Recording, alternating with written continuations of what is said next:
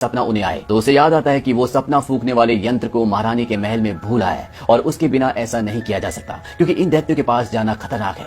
लेकिन तभी सोफिया उस सपने वाले जार को उठाती है और उस जगह पहुंच जाती है जहां पर सारे दैत्य सोए होते हैं। लेकिन इससे पहले कि वो उस जार को तोड़ती, वहां पर इन दैत्यों का जो सबसे बड़ा दैत्य जो सरदार होता है वो उठ जाता है और जैसे ही वो सोफिया पर हमला करने वाला होता है, सोफिया उस सपने वाले जार को तोड़ देती है और बाकी सोए हुए दैत्यों के मन में वो सपना, वो रोशनी चली जाती है। और जब सारे दैत्य उठते हैं तो उन सब के अंदर पश्चाताप होता है। लेकिन एक दैत्य जो सबसे पहले उठ गया था, जो इन सब का सरदार है, वो पूरे होश में होता है और इससे पहले कि वो सोफिया को मारता, वहां पर बीएफजी आ जाता है। वो उसका हाथ पकड़ लेता है लेकिन बीएफजी इनके सामने कुछ भी नहीं है। वो दैत्य बीएफजी को अपने हाथ में उठा लेता है और जैसे ही वो उसे मारने वाला होता है, वहां पर हेलीकॉप्टर्स आ जाते हैं और वो इन सभी दैत्यों को पकड़कर अपने साथ ले जाते हैं और समंदर के बीच में एक टापू पर छोड़ देते हैं। चारों तरफ पानी है, ये दैत्य पानी से डरते हैं, इसीलिए ये समंदर पार नहीं कर सकते और हमेशा के लिए ये इस टापू पर फंस चुके हैं। महारानी इनके लिए यहाँ पर कक्कड़ भुजे के बीज भी फेंक देती है ताकि ये उन बीजों से यहाँ पर खेती करें और जिंदगी भर कक्कड़ भुजे खाएं।